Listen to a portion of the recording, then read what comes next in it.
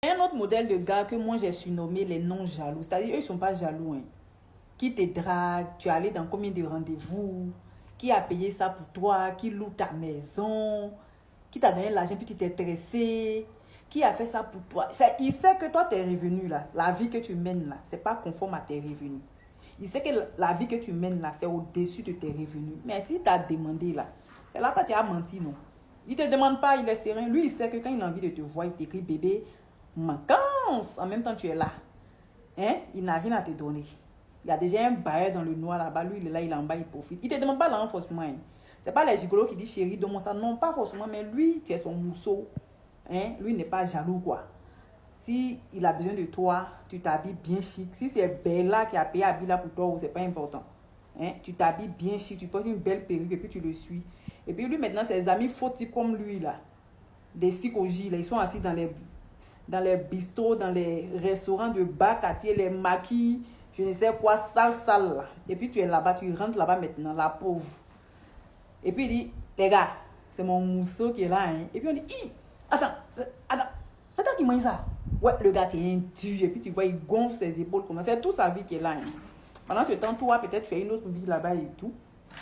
Donc, ils sont là. Ils sont remplis comme ça à Abidjan. J'en ai croisé un là. Il a dit, les filles, le conseil que moi je vous donne, hein, quand un homme vous drague là, ne vous pressez pas. Je ne sais pas, c'est la fin qui fait que vous vous pressez ou bien c'est quoi. Prenez le temps. Quand quelqu'un a un vilain comportement, il a un défaut là. Si tu prends le temps avant d'accepter ses avances, tu vas voir le défaut. Vous êtes pressé de faire relation. Vous êtes pressé de dire que vous êtes en couple. Bref, j'explique l'histoire. Lors de mon anniversaire, les gens sont venus et tout ça. Et j'ai mon petit frère qui a envoyé l'un de ses vieux pères.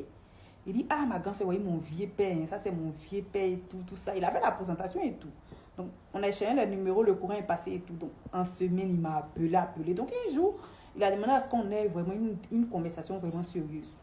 J'ai dit, ok, il n'y a pas de souci. Il dit, si tu es à la maison, fais mon signe. On a fait au moins plus de 40 minutes au téléphone. On a parlé. Et moi, la conversation était tellement profonde que, ben, le gars, il m'a l'air sérieux et tout. Je vais voir. Et je lui ai dit même que je suis en couple parce qu'à ce moment, j'étais en couple. Et quand je lui ai dit avec qui j'étais en couple, il dit, ben, tu mérites mieux. Moi, je suis célibataire, je peux te traiter comme une reine et tout. On a parlé, hein. J'ai dit, ok, on va voir. La semaine qui a suivi, moi, j'avais rendez-vous avec mon chéri. Parce que moi, j'étais en couple encore, je n'ai pas mis fin à ma relation. Je continuais ma relation tranquille. Lui, il était juste un pointeur. J'avais rendez-vous avec mon chéri. Il m'appelle. Il dit, tu vas où? Il dit, ah, j'ai rendez-vous avec mon chéri, je m'en vais. Excuse-moi, sois pas... Bon, si tu es jaloux, je m'en excuse, mais c'est encore mon chéri et tout. Il dit, mais moi, il n'y a pas de problème, je ne suis pas jaloux. Hein. Je peux même t'accompagner, puis tu vas me présenter comme ton ami simple. Il dit, oh, Pamela, c'est gâté. Tiens, il a enlevé mon pied dans ça en même temps. Bloquer le gars. Aïe. Oh.